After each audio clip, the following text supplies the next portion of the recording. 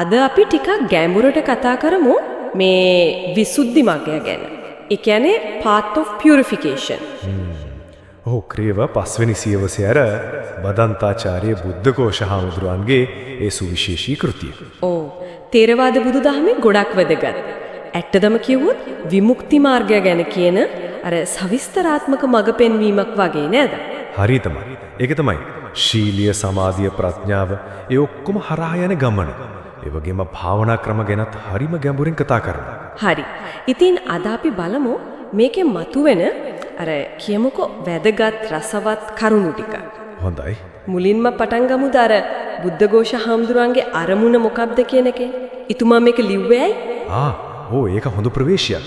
උන්වහන්සේ හරි පැහැදිලිව කියනවා Tamanගේ අදහස් නෙවෙයි මේ කියන්නේ කියලා. එහෙමද? ඔව්.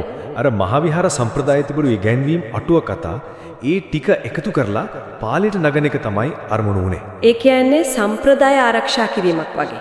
ඒකනේ. සම්ප්‍රදාය ඒකරාශී කිරීමක්. උන්වහන්සේ අර